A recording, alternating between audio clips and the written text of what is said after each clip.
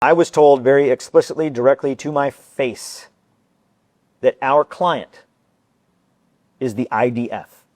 Your client is the IDF. Our client is the IDF. And this came out in a discussion once where I was in the control room. I was on I was on control room duty that day. We had shifted responsibilities on a rotation base.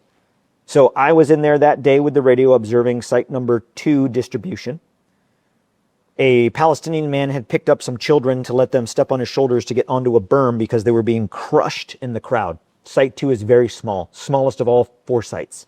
And these children are being crushed, and he picked them up there and put them up on the berm.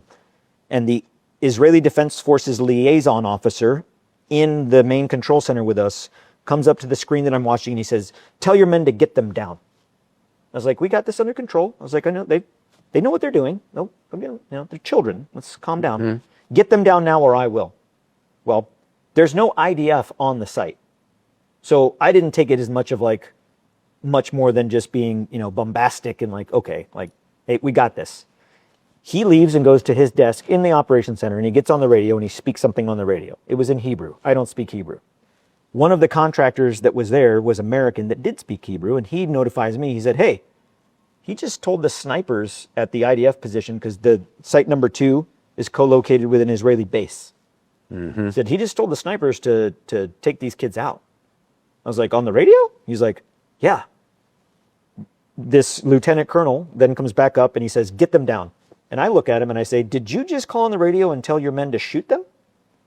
And he said, "I'm going to take care of this if you don't." I said, "You are not going to shoot. You are not going to shoot children. You're also not going to shoot because if your men miss, you're going to hit others. You're not going to shoot." Thank God we didn't come to the conclusion of figuring out whether he would or not, because the children jumped down and ran off of the site. They didn't want to be there. They were unarmed. They didn't have shoes. One wasn't even wearing a shirt. They were starving. The chief operations officer for Safe Reach Solutions, our higher headquarters, so to speak, in the contract, beckoned me outside with him, and he looked at me in the face and he said, "Never say no to the client."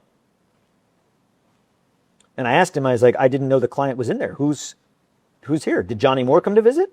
Right. And he said, "No, the IDF." I was like, "The IDF are our client?" He said, "Yes, we work for them." A light bulb went off in my head.